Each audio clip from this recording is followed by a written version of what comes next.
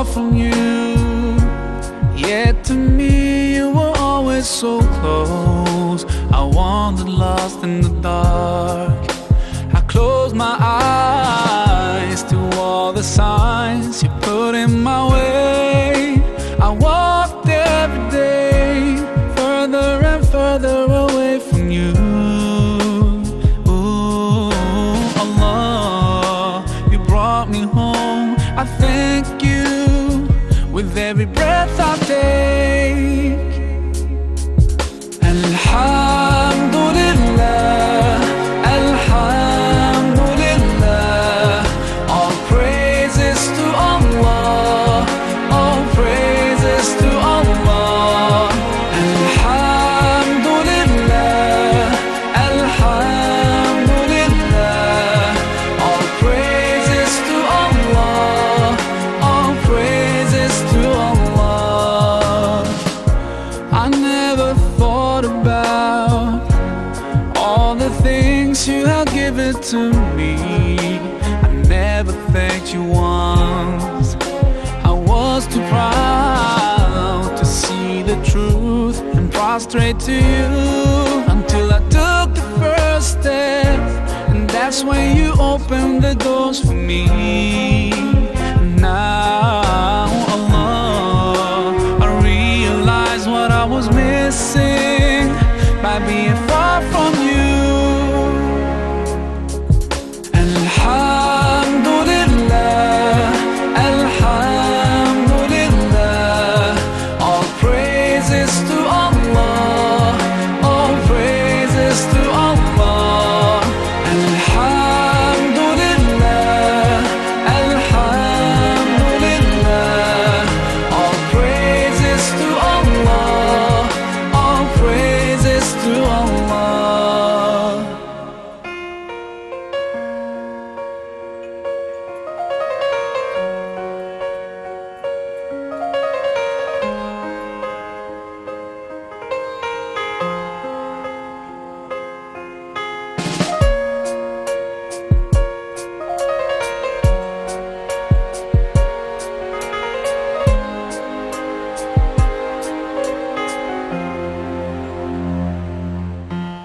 Allah, I wanna thank you.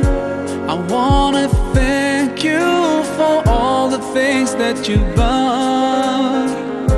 You've done for me through all my years I've been lost. You guided me from all the ways that were wrong. Indeed, you gave me hope. Oh, Allah, I wanna thank you. Diperkenankan Allah untuk bertemu kembali.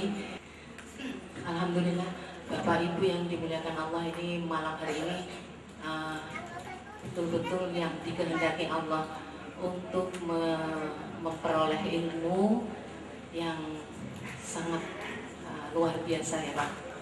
Pada malam hari ini kita akan bahas atau akan mendengarkan uraian tentang Isra Mi'raj dan Ramadan. Ya. Jadi kenapa Allah menciptakan ada Isra Mi'raj, jadi Rajab, terus Syaban, terus Ramadan? Apa rahasianya? Karena Allah tidak akan menciptakan dengan begitu saja tanpa maksud, tidak ada yang sia-sia. Mari kita mulai dengan membaca basmalah bersama-sama. Bismillahirrahmanirrahim. Assalamualaikum warahmatullahi wabarakatuh. Alhamdulillahirabbil alamin. Wassalatu wassalamu ala asrofil anbiya'i wal mursalin wa ala alihi wa sahbihi ajma'in, amma ba'du. Yang pertama, salam kenal katanya di situ saya tulis, biar kenal dulu. Nama saya Ali Fauzin, istri saya Kustiah. Itu dulu pada waktu saya alhamdulillah diberikan rezeki oleh Allah di persis ini Bu, di depan Masjidil Haram atau di apa ini namanya? Pintu yang pertama ya orang menyebutnya. Jadi saya ini Ibu nyun pangapunten, sarjananya Magister Manajemen Pariwisata, kemudian Sains. Istri saya Niken Kustiah, anak saya Suci Kusumastuti Nur Azizah sekarang berada di Undip. Nomor 1 Farika Kurnia Rahma di Darul Amanah Pondok Pesantren ini. Madrasah Sanawiyah tingkat SLTP sekarang lulus, ini mencari mencari sekolahan. Yang ketiga Muhammad Said Akil SD Karangrejo kelas 6 sekarang insya Allah mlebu SMP. Wis kuwi wae perkenalane. Tema yang dikehendaki oleh kemarin saya bikinkan tema yang menyongsong bulan Ramadan, Isra dan Mi'raj Nabi Muhammad sallallahu alaihi wasallam. Saya akan mengambil hal-hal yang barangkali hikmah ini tidak banyak saya uraikan. Oleh karena itu mohon dimaafkan.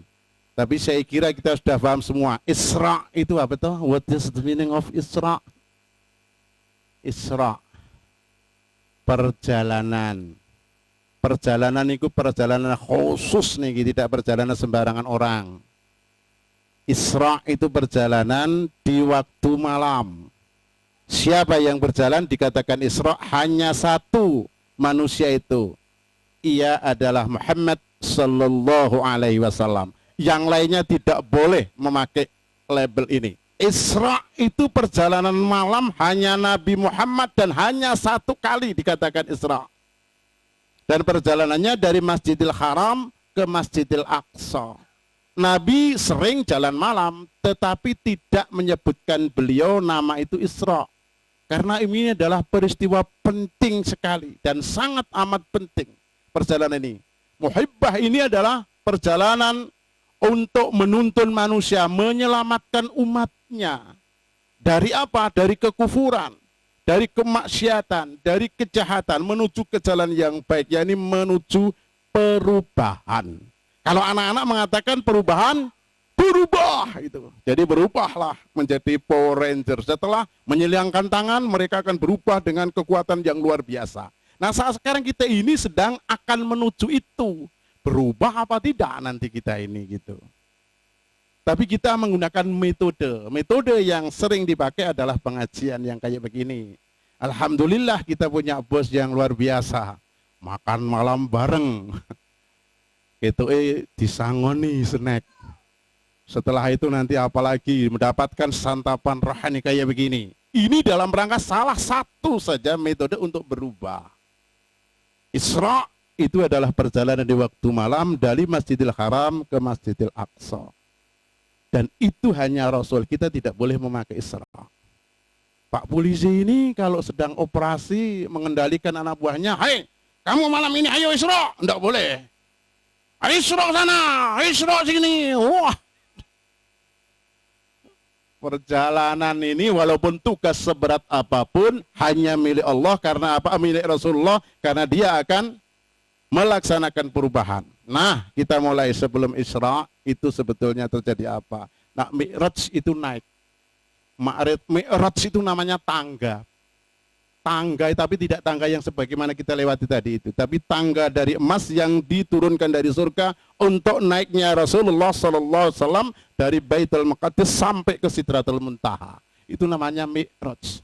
Dan itu juga hanya terjadi pada diri Rasulullah. Manusia tidak bisa, walaupun dunia secanggih apapun dengan menciptakan tenaga kendaraan yang luar biasa, tidak bisa.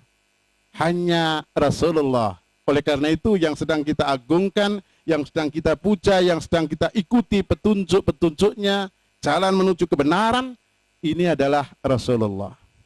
Yang akan menuju kita berubah. Berubah dari mana?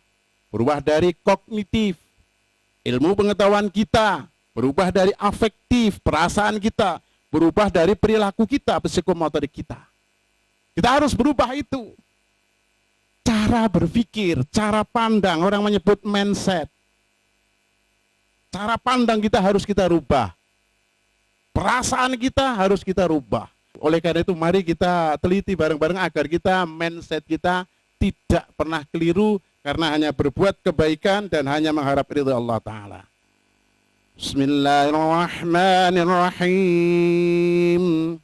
Subhanalladzi asra bi'abdihi laylan minal masjidil haram ilal masjidil aqsa ilal masjidil aqsa alladzi barakna haulahu linuriyahu min ayatina innahu was-sami'ul basir. Sudah sering kita dengar dan setiap Isra Mi'raj dibacakan ini, memang ini ayat populer, ayat khusus untuk Isra Mi'raj. Yakni dengan arti apa ini, Bu?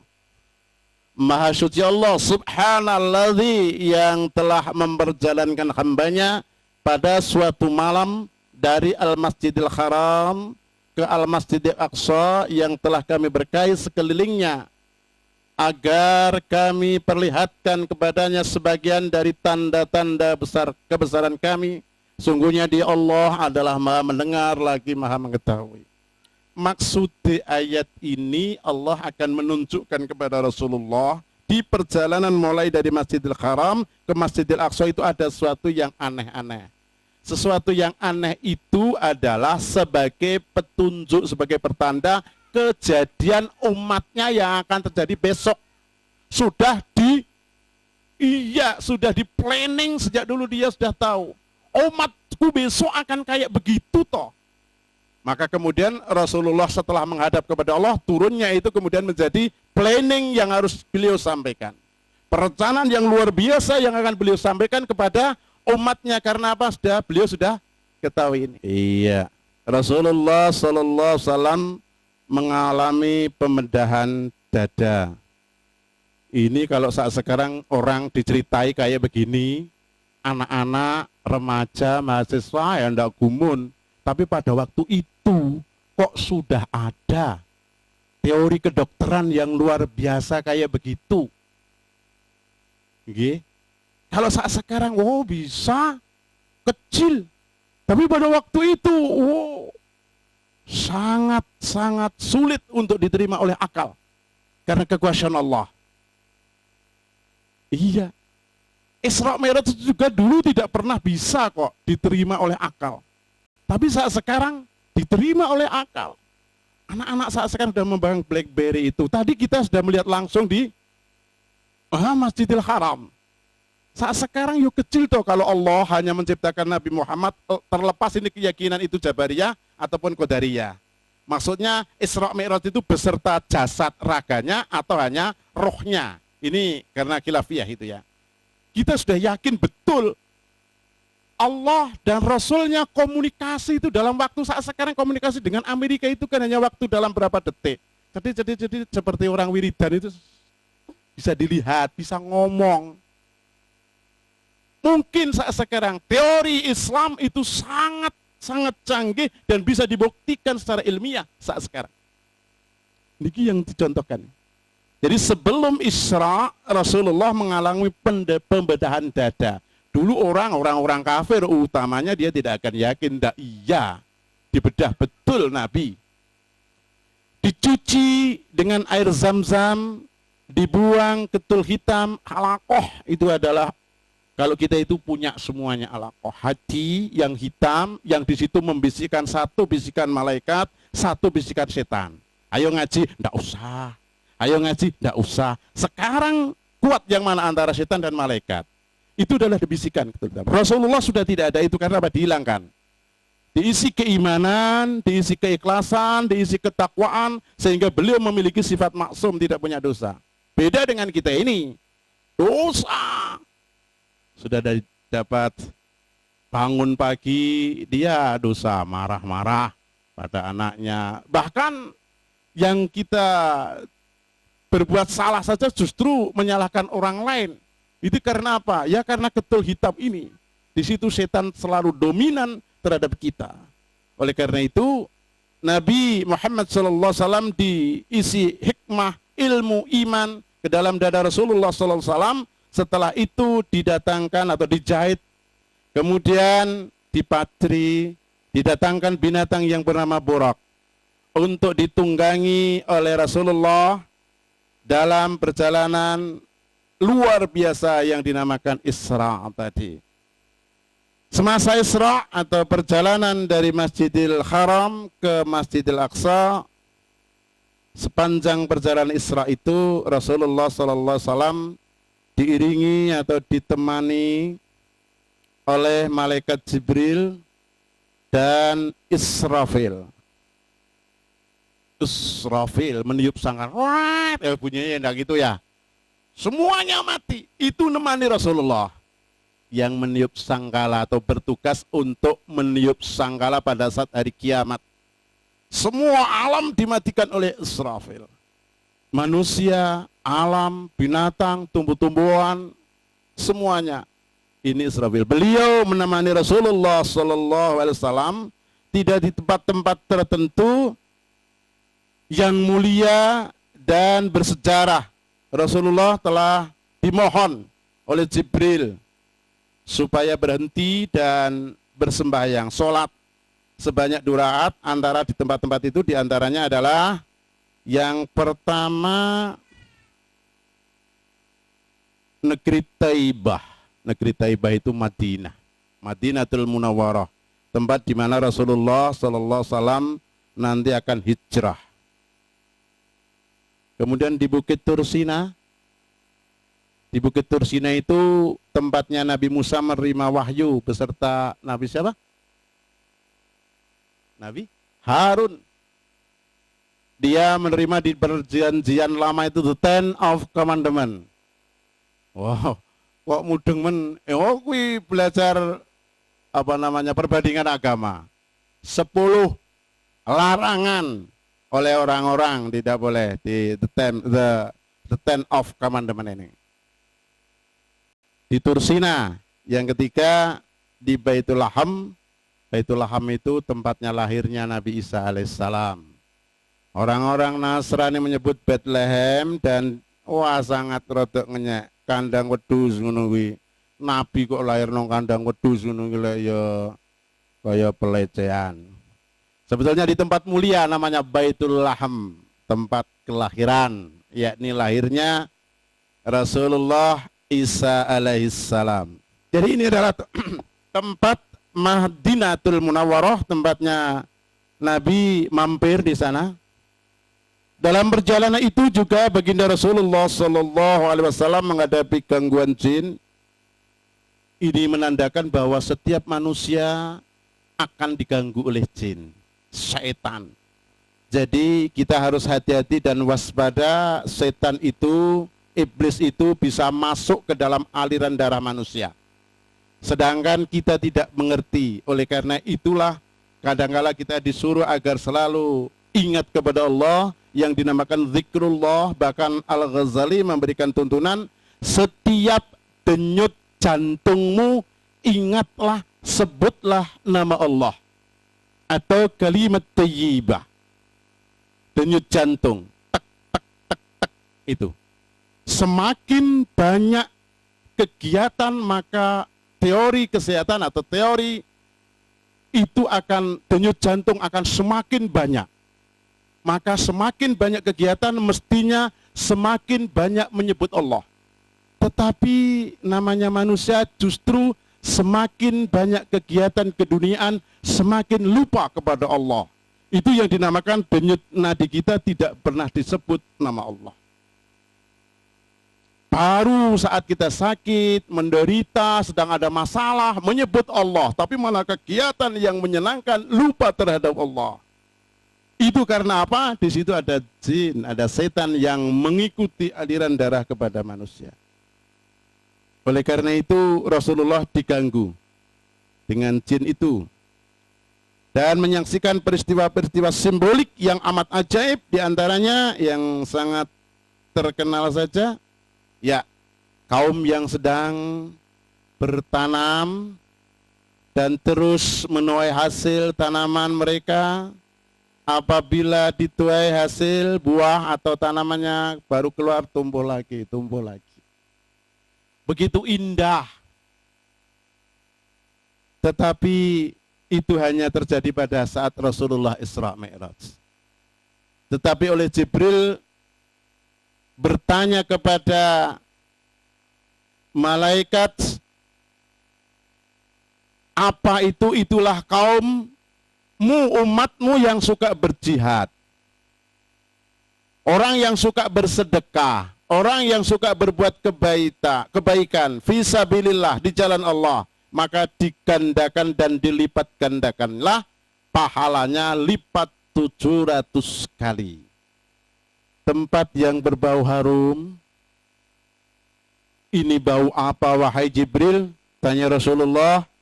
Rasulullah menjawab, diberitahu oleh Jibril, itulah bau kuburan. Kuburan.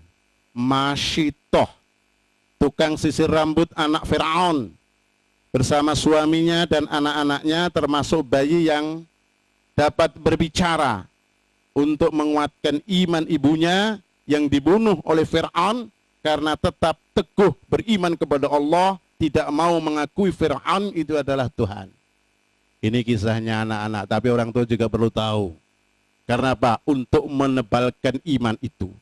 Masyitoh itu adalah seorang wanita yang hanya sebagai tukang sisir, tukang make up Firaun, raja orang dahulu, tapi dia mempertahankan imannya, menaruhkan semua keluarganya sampai anaknya bayi yang baru umur 3 bulan.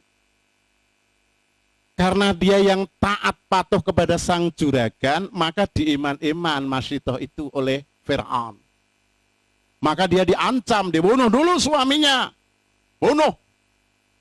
Hei Masyitoh, tidakkah engkau berubah sikapmu? No, tidak. Suamimu sudah mati, biarkan mati karena Allah, dia ikhlas. Ya, anaknya dibunuh. Anaknya dibunuh. Dia tidak mau berubah keimanannya. Ya, persis wong-wong kene. Kayak jagung ngono ya, bablas. Sesuk nang rono ya mangkat tok. Suaminya, anaknya, tinggal anak yang kecil yang 3 bulan itu, kemudian dia akan menangis Masyitoh. Anak yang sebesar itu dikorbankan, dia tidak tahu apa-apa. Dia sambil meneteskan air mata berkata jangan. Karena apa? Dia tidak punya dosa. Tetapi anak yang baru 3 bulan itu dia bicara. Inilah keistimewaan Allah berbicara, hai ibunda, mama, biarkan aku mati, kita akan ketemu di surga nanti. Ini keimanan yang luar biasa yang ditanamkan oleh seorang anak kecil. Ya, jangan kemudian nanti anak kecil seusia itu kemudian disuruh berbicara gitu, ya tidak bisa. Tapi ini hanya terjadi untuk meneguhkan iman bahwa Allah lah yang benar. Allah only one, hanya satu. Lainnya no way, tidak ada. Ini maka sampai Rasulullah melewati kuburan ini, baunya menjadi harum. Karena apa? Keimanan yang tidak bisa ditawar-tawar dilakukan oleh seorang wanita, pejuang luar biasa, pejuang terhadap pimpinannya untuk taat patuh karena pekerjaannya, dan dia mempertahankan idealisme, keyakinan kepada Allah Subhanahu wa ta'ala. Sekumpulan orang yang sedang memecah kepalanya sendiri dipecah. Ndak iya Pak, wong iki jiku saka kitab ya wis pokoke manut wae. Pecah dhewe setiap kali dipecah urip menah, setiap kali urip menah. Ya persis kaya kartun kuwi. Tetapi ini kitab, saya ngambil nanti di akhirnya saya berikan referensi dari kitab mana. Sembuh kembali lalu dipecahkan lagi. Demikian dilakukan berkali-kali. Jibril memberitahu Rasulullah, itulah orang-orang yang berat kepalanya untuk melakukan sujud kepada Allah. Besoknya itu orang yang malas sujud, salat kepada Allah, menghambakan diri kepada Allah, ini akan mendapatkan siksa yang menyiksa dirinya sendiri. Karena apa? Malas. Malas kok dipelihara. Ya di sini tidak ada. Khususnya subuh itu, udah bangun tapi ya ndak sholat. Bangun ndak sholat, diaja ya nanti. Khususnya cah cilik-cilik kuwi. Ya wong tuwek barang dikira cah cilik tok. Ya karena apa? Hubbud dunya, merasa dirinya sudah setan tadi nggih. Jadi Jibril memberitahukan itulah manusia yang malas, enggan melakukan ibadah sholat. Saya punya harapan, kita semuanya punya harapan agar saat sekarang ini kualitas iman kita, kualitas sholat kita ya rada dilengke gitu. Sholat itu kan sebetulnya kan hanya sebentar kan. Kalau mau cepat itu 2 menit cepat loh. Sekumpulan manusia atau orang yang hanya menutup kemaluannya, ya koteka lah. Koteka itu orang-orang yang nutup depan dan belakangnya itu dengan kain kecil gitu. Mereka dihalau seperti binatang, kayak bebek itu dia, kayak ternak. Mereka makan bara api dan batu dari neraka jahanam. Na'udzubillah. Orang-orang apa ini? Nabi bertanya, ini orang apa wahai Jibril? Kata Jibril, itulah orang-orang yang tidak mengeluarkan zakat harta mereka. Bu, Pak, ini menjelang Ramadan. Bagi yang belum ngelunasi puasanya wajib hukumnya sebelum datang tanggal 1 Ramadan. Wajib dilunas. Puasanya yang punya harta benda maksudnya harta kekayaan sudah sampai nisab.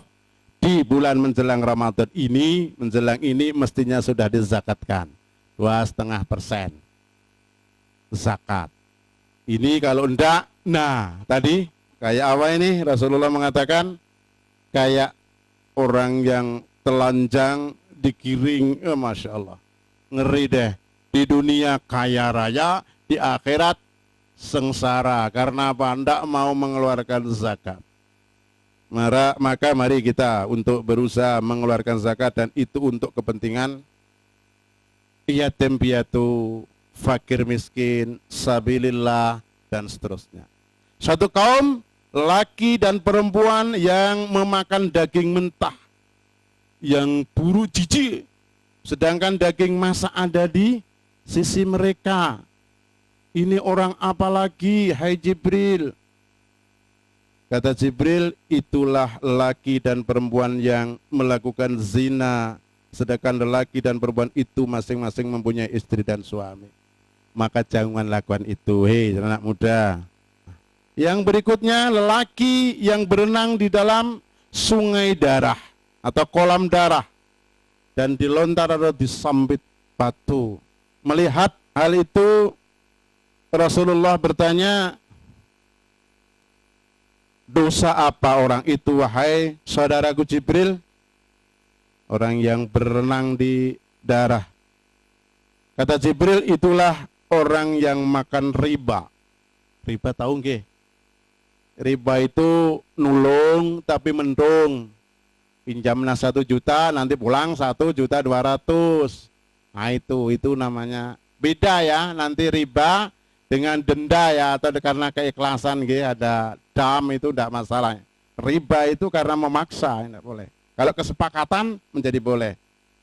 Satu kaum yang sedang menggunting lidah dan bibir mereka dengan menggunting besi. Berkali-kali, setiap kali digunting lidah dan bibir mereka kembali seperti biasa. Pulih meneh, menjalur, gunting, pulih lagi. Orang apa ini? Manusia apa ini? Nabi bertanya, ini adalah orang yang bagaimana Jibril? Beliau mengatakan, itulah orang-orang yang berbuat fitnah dan mengatakan sesuatu yang dia sendiri tidak melakukannya. Ada enggak orang saat sekarang ini? Ada enggak? Ramalan udah dulu loh boy ini. Dulu udah lama sekali, tapi ternyata saat sekarang terbukti orang-orang suka fitnah. Fitnah kepada tetangga, fitnah kepada siapapun karena ingin mendapatkan sesuatu dengan menjelek-jelekan orang. Kemudian dia pintar sekali ngomong tapi dia tidak pernah berbuat sesuatu. Ayo sholat, ya, contohnya orang tua-tua itu. Contohnya saya lah. Ayo sholat, ngaji gitu. Tapi dewi-dewi nonton TV. Ya naudzubillah, tapi kita harus makin sedikit dirubah kelakuan kita untuk kayak begitu, gitu ya Bu ya? Ya insyaallah.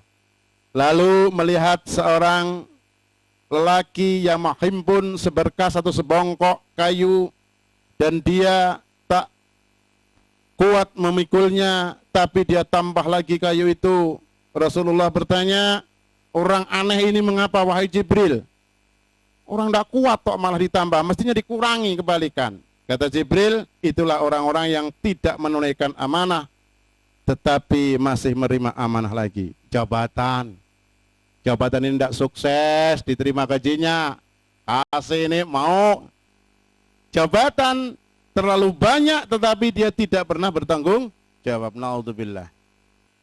Yang berikutnya, seekor lembu jantan yang besar keluar dari lubang yang sempit dan kemudian tidak dapat memasukinya kembali lubang itu.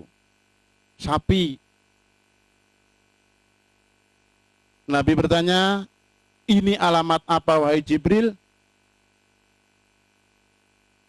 Kata Jibril, itulah orang-orang yang berbicara besar, takabur, kemudian menyesal tapi sudah terlambat.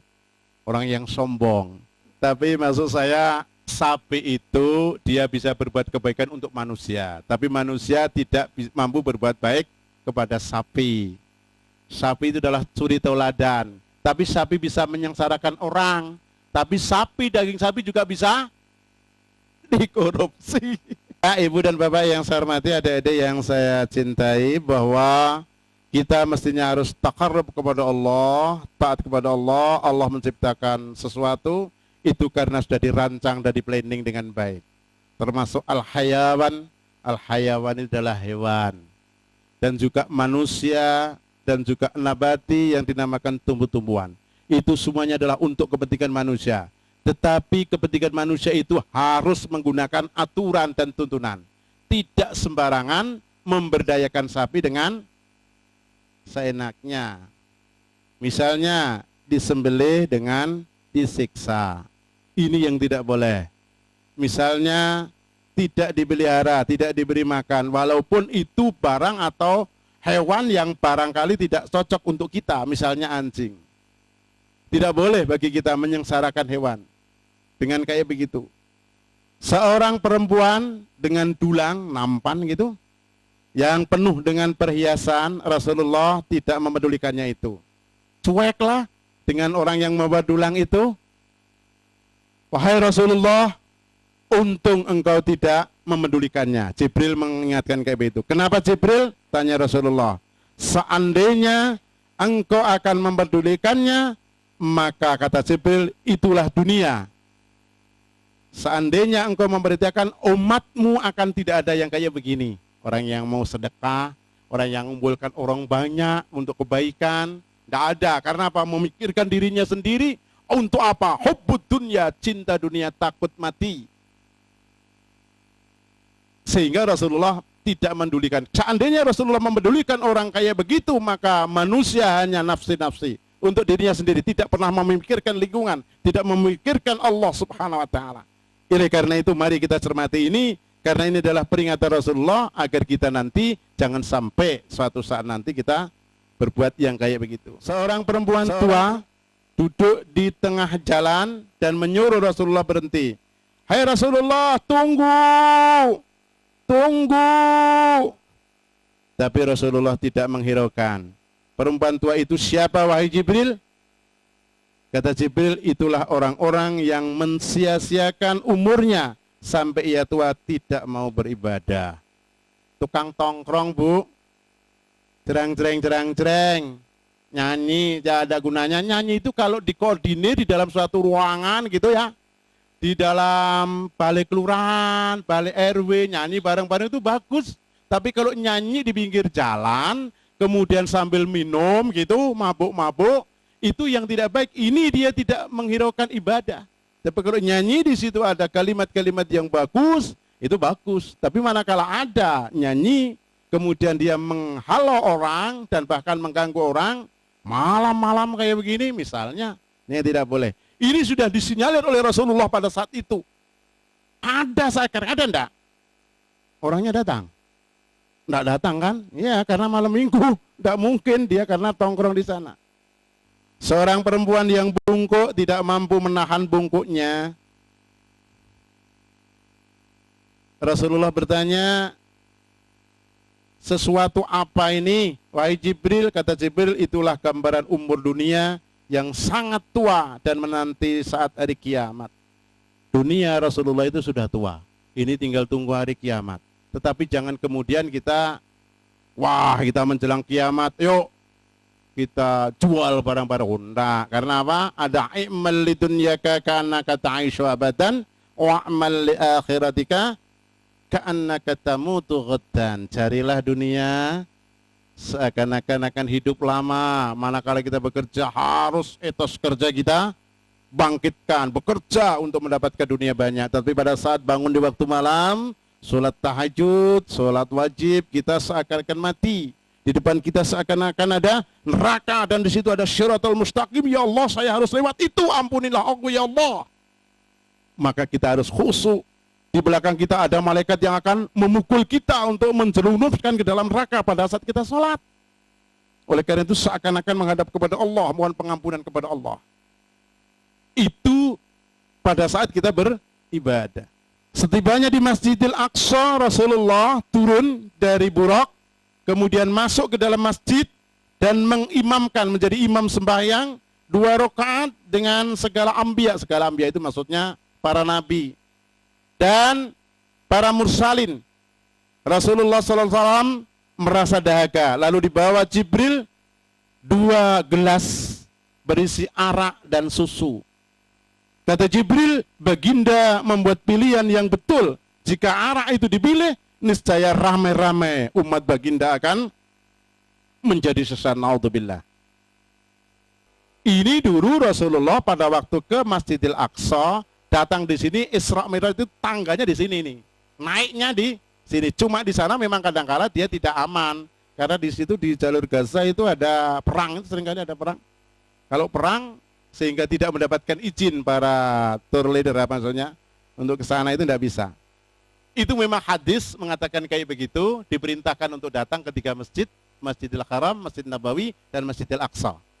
Ini yang baik manakala kita bercita-cita, oh wes bagus, mobilnya sudah banyak, tanah di mana-mana ada, ya alangkah baiknya kita melaksanakan di antara sunnah Rasul untuk datang ke masjid ini, Masjidil Aqsa. Ini tempat bijaknya Rasulullah pada waktu Isra Mi'raj menuju ke langit. Didatangkan Mi'raj, tangga Mi'raj itu tadi yang indah dari surga. Rasulullah SAW dan malaikat Jibril naik ke atas tangga pertama, lalu berangkat ke pintu langit, lalu terangkat pintu langit ke dunia. Ya, ini saya ngambil contoh saja, tapi tidak ini Nabi. Teknologi canggih saat sekarang sudah bisa mengangkat manusia ke bulan. Ini Apollo 11 Bapak ya, yang dulu gagal ini. Yang dulu meledak, ini meledak. Ini karena saya contohkan, karena meledak ini buatan manusia. Tapi kalau Rasulullah di sana tidak meledak ini. Ya, ini naik. Ini pesawat Challenger ya, yang naik dan kebetulan dia gagal pada waktu itu, meledak di ruang angkasa. Cepat. Ini buatan manusia, yang namanya buatan manusia ya bisa kayak begitu. Tapi kalau tangga yang ditatang oleh Allah dari surga, tidak mungkin. Dan ini Rasulullah sudah lama menciptakan ini, baru orang-orang Amerika menciptakan pesawat ini. Rasulullah dan malaikat Jibril masuk ke langit pertama, lalu berjumpa dengan Nabi Adam alaihissalam. Kemudian dapat melihat orang-orang yang makan riba, umat-umat yang makan riba dan makan anak yatim. Maksudnya makan anak harta anak yatim. Anak yatim itu harus disantuni, tetapi dia memakannya dengan lahapnya. Naudzubillah. Ini dilihat sudah pada saat Nabi Muhammad SAW di langit pertama pada saat Isra Mi'raj. Umatku kayak begini ternyata. Langit kedua Nabi SAW dan Jibril naik tangga langit yang kedua, lalu masuk bertemu dengan Nabi Isa alaihissalam dan Nabi Yahya alaihissalam. Langit yang kedua. Atau orang di dalam orang teori ilmiah mengatakan langit itu tidak ada, hanya batas batas pandang mata, kan katanya kayak begitu. Oh, ini karena orang-orang ilmunya sangat tinggi. Sebetulnya langit itu ada, karena apa? Batas manusia yang terbatas, maka kemudian mengatakan tidak ada langit. Ada. Ini Quran yang menerangkan kayak begitu. Langit 1, 2, 3 sampai 7, bahkan sampai 10 ini nanti. Langit ketiga, naik langit ketiga ketemu Nabi Yusuf alaihissalam.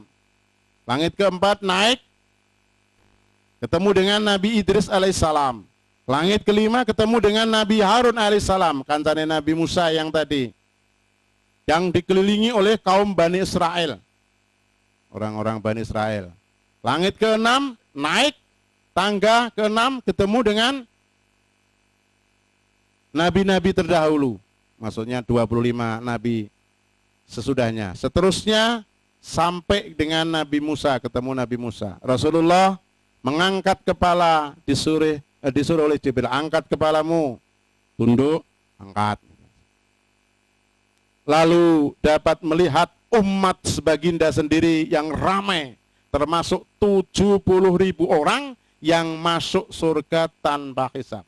Umatnya Nabi itu hanya 70.000, mulai dari dulu sampai besok, yang tanpa hisab. Yang lainnya masuk neraka dulu. Gimana ini? Kita termasuk apa enggak ini? Harus termasuk. Bagaimana tidak termasuk? Untuk bisa termasuk, ya kita harus menjadi orang yang mati syahid. Mati syahid itu orang yang mati dalam keadaan perang, dalam keadaan berjuang. Kalau ibu-ibu dalam keadaan melahirkan, Bu, yang belum hamil, hamillah. Setelah itu melahirkanlah, nanti masuk ini.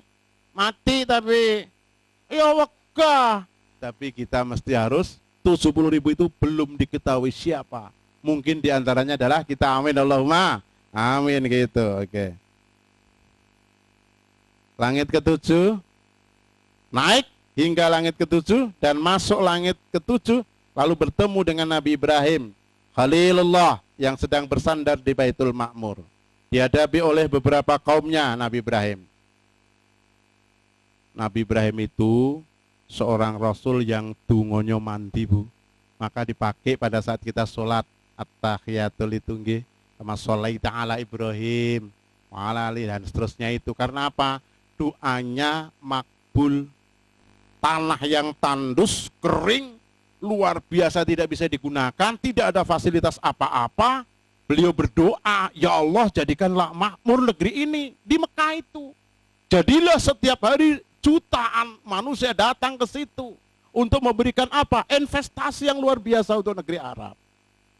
Hanya ingin menyembah kepada Allah, mendekatkan diri kepada Allah. Nabi Ibrahim, orang yang doanya dikabulkan. Oleh karena itu kalau doa biasanya kayak begitu, ya Allah kabulkanlah doaku sebagaimana engkau mengabulkan doanya Kanjeng Nabi Ibrahim, gitu kan? Iya. Kemudian beliau bersabda begini, engkau akan berjumpa dengan Allah pada malam ini. Umatmu adalah akhir umat dan terlalu dhaif, lemah. Maka berdoalah untuk umatmu, suruhlah umatmu menanam tanaman surga. Apa itu? Niki sing ditenteni. Yakni la haula wala quwata illa billah. Monggo sareng. La haula wala quwata illa billah. Berarti kita sudah menanam tanaman surga. Ada hadis lain yang mengatakan begini. Ini salah satu hadis mengatakan tanaman surga yang diajarkan oleh Nabi Ibrahim adalah la haula wala quwata illa billah. Ada yang melanjutkan billahil aliyyil azim. Tapi ada yang hadis lain begini. Nah ini. Menurut riwayat lain, Nabi Ibrahim alaihissalam bersabda, sampaikan salamku kepada umatmu dan beritahu mereka surga itu baik tanahnya, tawar airnya, dan tanamannya ialah 5 kalimat. Ini Kanjeng Nabi Ibrahim lupa ketemu dengan Nabi Muhammad SAW. Yang pertama, subhanallah.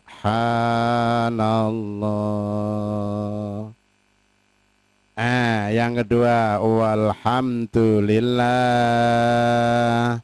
Yang ketiga, la haula wala quwata illa billah. Allahu akbar. Yang terakhir, yang kelima adalah wala haula wala quwata illa billahil aliyyil azim. Yang paling inti saya sampaikan pada kesempatan malam adalah ini. Tanaman surga, Bu, Pak, ayo tanam tanaman surga. Kecuali ibadah yang sudah sering kita lakukan, kita gunakan zikir ini. Untuk apa? Menanam tanaman surga. Bagi orang yang membaca setiap kalimat tersebut, akan ditanamkan sepohon pokok di dalam surga. Luar biasa. Setelah melihat beberapa peristiwa lain yang luar biasa dan ajaib, Rasulullah dan Jibril masuk ke dalam Baitul Ma'mur. Baitul Ma'mur itu suatu tempat yang menurut riwayat Rasul persis berada di atas Ka'bah. Jadi naik, sana itu kita ketemu akan Baitul Ma'mur, yakni tempatnya Allah bersemayam berada di tempat itu. Baitul Ma'mur ini betul-betul di atas Baitullah Mekah.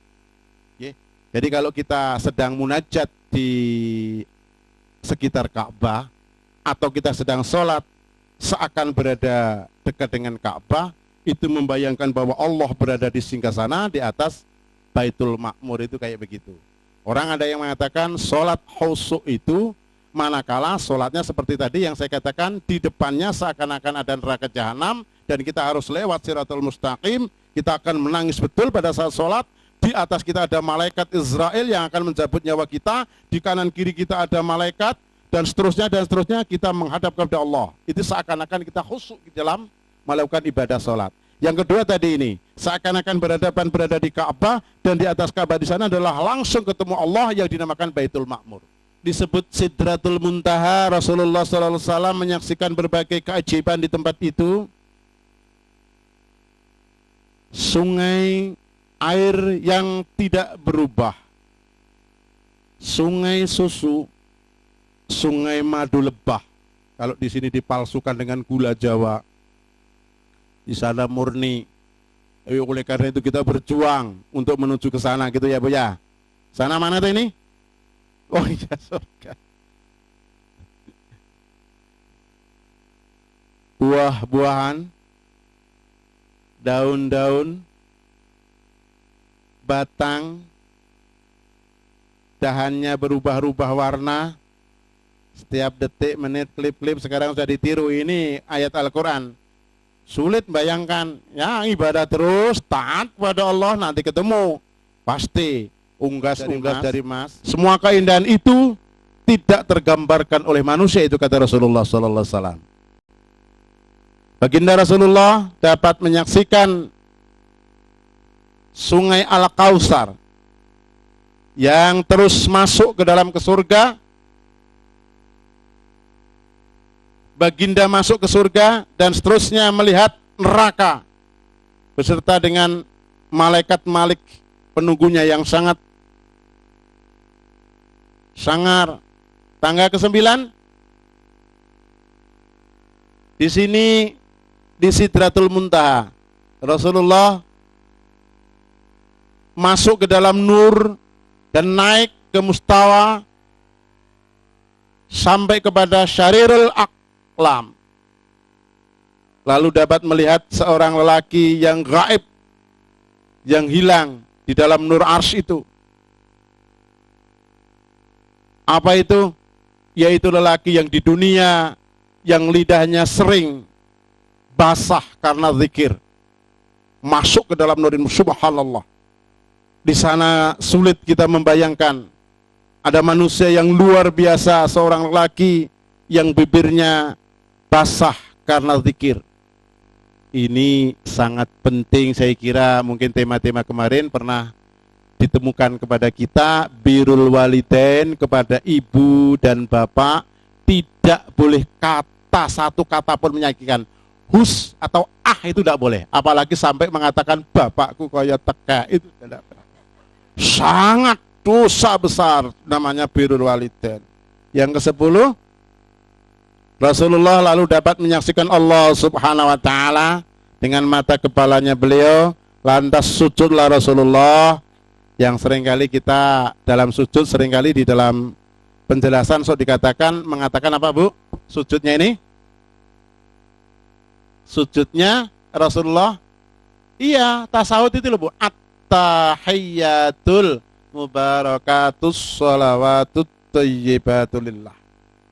Ini yang ada yang mengatakan kayak begitu, tapi di situ ada pembicaraan antara Rasulullah dengan Allah. Ini Allah Subhanahu wa taala, ya Muhammad, Rasulullah, labbaik ya Allah. Itu labbaik itu adalah kata-kata sendika dawuh kalau model Keraton Surakarta. Labbaik, iya ya Rasulullah, iya ya Allah. Kemudian Allah Subhanahu wa taala, angkatlah kepalamu dan permohonlah, kami akan perkenankan. Ud'uni astajib lakum. Allah akan mengabulkan. Yang berikutnya Rasulullah, ya Rabb, wahai Tuhanku, engkau telah ambil Ibrahim sebagai khalil, sebagai kekasihmu, dan engkau berikan dia kerajaan yang besar. Engkau berkata-kata dengan Musa, engkau berikan Daud kerajaan yang besar dan dapat melembutkan besi. Itu mukjizatnya Nabi Daud. Engkau kurniakan kerajaan kepada Nabi Sulaiman, orang kaya, yang tidak engkau kurniakan kepada siapapun. Dan engkau memudahkan Sulaiman menguasai jin, bisa ngomong jin, menyuruh ngambil air dari ngambil emas dari laut. Setan dan angin, jadi Nabi Sulaiman itu bisa mengendalikan setan, jin, angin, mandek, ngono mandek. Nah, dewe mandek 12. Engkau ajarkan Nabi Isa Taurat dan Injil, dengan izinmu dia dapat menyembuhkan orang buta. Nabi Isa, mukjizatnya orang buta disembuhkan. Orang katarak itu, orang sufa, bisa menghidupkan orang mati, itu Nabi Isa. Itu dikeluhkan oleh Rasulullah kepada Allah.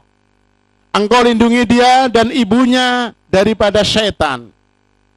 Allah Subhanahu wa taala kemudian berfirman mengatakan, aku ambil engkau sebagai kekasihku. Aku perkenankan sebagai penyampai berita gembira. Rasulullah menyampaikan berita gembira dalam bentuk hadis kepada umatmu. Aku buka dadamu dan buangkan dosamu. Itu hanya kepada Rasulullah. Aku beri keutamaan dan keistimewaan kepadamu pada hari kiamat. Aku karuniakan 7 ayat. 7 ayat niku as-sab'u masani, itu surat Al-Fatihah. Mulai dari bismillah sampai waladhdallin. Itu mukjizat Rasulullah sampai kepada Al-Qur'an. Yang tidak aku karuniakan kepada siapapun sebelum kamu. Aku berimu ayat-ayat di akhir surah Al-Baqarah sebagai suatu perbendaharaan di bawah arsy. Aku berikan kepadamu kelebihan Islam, hijrah, sedekah, dan amar ma'ruf dan nahi mungkar. Itu kelebihan, Bu. Dengan hijrah, pindah dari kejahatan ke baik, itu adalah amanah dari Allah. Kita diberikan mampu bersedekah, ikhlas bersedekah, atau tidak ikhlas tapi mau bersedekah. Jane aku ki ora patah ikhlas ana wong pembangunan masjid liwat ngene iki. Ora nyumbang ya piye? Nyumbang kok ya tanggane ora nyumbang, niku namanya sedekah tapi ora ikhlas. Tapi diberikan oleh kita sedekah tapi tidak ikhlas. Itu tapi kita mau daripada orang yang sama sekali tidak mau bersedekah. Tapi yang lebih baik manakala kita bersedekah kemudian ikhlas. Kan gitu ke. Amar ma'ruf. Amar ma'ruf itu mau ilik-ilik. Nang kalau mau belajar duduk yang manis, dibersihkan sana-sana, baca apa? Bismillah, itu namanya amar ma'ruf. Ndak boleh nakal. Kalau nakal nanti dimarah Allah. Itu namanya amar ma'ruf. Ndak boleh berguncing. Berguncing itu nanti bibirnya akan digunting. Itu namanya amar ma'ruf dan seterusnya. Aku karuniakan panji-panji liwa. Alhamdulillah. Maka Adam dan semua yang lainnya di bawah panji-panjimu. Maksudnya Rasulullah itu adalah orang yang paling hebat dibanding Rasul-Rasul yang lain. Dan aku fardukan atasmu dan umatmu 50 waktu sembahyang. Niki saya kira sudah semuanya paham. Biyen niku 50. Saniki diperjuangkan menjadi 5. Ya, ini salat Allahu Akbar. Nah, dikasih aman ya. Dia tidak kasih. Urusan. Ini sholat yang tidak benar. Maksud saya, pada waktu kita memperingati Isra Mi'raj itu jangan gitulah. Puasa dalam bahasa Arab disebut saum. pun meh niki. Atau siam. Kalau kata al-raghib, saum pada asalnya bermakna menahan diri, Bu, dari perbuatan tercela dan makan, berbicara atau berjalan. Oleh karena itu orang-orang sufi nyuwun pangapunten yang mungkin berkeyakinan agama tidak seperti kita, di bulan puasa dia tidak jalan. Yang namanya suluk ya. Suluk mungkin ada di luar Jawa Bapak ini ya. Orang yang suluk yang hanya berdiam di masjid gitu. Dia di masjid zikir apa-apa itu, terus dia tidur di masjid bersama-sama gitu. Itu namanya apa itu? Qadariyah apa namanya? Qadariyah apa namanya itu? Sufi pokoknya. Ya begitu. Ini memaknai kayak begitu. Bukan taklid, Pak. Dia bukan jalan-jalan sana, tapi di bulan puasa itu mengkhususkan diri hanya beribadah kepada Allah. Di masjid aja gitu. Kalau yang tabligh itu kan tidak itu. Jadi 3 hari di masjid ini, terus 3 hari jangan ada kayak begitu. Ini menerjemahkan al-raghib kayak begini. Justru dikatakan kepada kuda yang enggan berjalan atau tidak mau makan itu saim. Jalan kuda males, itu namanya saim. Yang berpuasa, saum juga digunakan untuk diam atau enggan berbicara. Arti puasa, ta'rif lain boleh menyebut yaitu beribadah kepada Allah dengan menahan diri dari makan minum dan segala yang membatalkan puasa mulai terbitnya fajar sehingga tenggelamnya matahari. Niki nak poso orang awam namanya puasa am. Jadi orang berpuasa itu kayak begitu. Tidak makan, tidak minum, tidak berkumpul dengan suami istri dan mulai dari terbitnya fajar sampai tenggelamnya matahari. Ini ta'rif. Makna Ramadan, Ibnu Faris menyebut asal perkataan Ramadan itu berasal dari kata ra, mim, dal. Berarti ketajaman, tajam, atau kepedihan, pedih. Pada sesuatu karena kesan kepanasan dan lain. Ramat bermakna kepanasan atau batu karena kepanasan cahaya matahari. Itu yang dinamakan apa namanya? Ramadan. Al-Qadi Abu Ya'la Al-Farra menyebut tentang rahasia atau dinamakan Ramadan, dikatakan bahwa sebab dinamakan Ramadan karena ianya membakar dosa-dosa dan menghilangkannya. Bakar dosa, menghilangkan dosa. Dosa atau Ramadan itu dinamakan Ramadan karena di sana ada unsur membakar dosa. Jadi kalau kita mau menghilangkan dosa, ya kita sambut Ramadan itu segera datang. Tidak kebalikan. Kalau kita merasa banyak dosa, segera datanglah wahai Ramadan. Ya Ramadan, datanglah kepadaku. Karena apa? Aku ingin segera membakar dosa. Tetapi kalau orang yang sombong, biasanya dia tidak mau. Datang puasa, susah walah ya Allah, puasa meneh. Sebelah gue loh mesti mengko harus ngasih bengi, gempor wae. Wah engger jam 3 ya wis digugah-gugah sahur. Merasa marah gitu. Karena apa? Terbayang kehidupan Ramadan itu sangat susah. Tetapi manakala terbayang dengan berawal dari ini, datangnya Ramadan bahagia, senang, menyenangkan. Karena apa? Aku akan terhindar dari dosa. Dosaku akan terhapus. Shaumul am.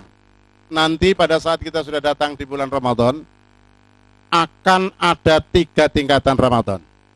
Kita nanti tergolong yang mana dari 3 ini? Yang pertama adalah shaumul am, yaitu puasanya orang-orang awam, orang-orang umum. Orang umum itu puasanya kayak apa? Puasanya yang tadi, hanya mencegah makan, minum, dan hubungan suami istri mulai dari terbitnya fajar sampai tenggelamnya matahari. Lainnya ndak, hatinya ndak puasa, perasaannya ndak puasa, kupingnya ndak puasa, matanya ndak puasa. Ini namanya puasa am.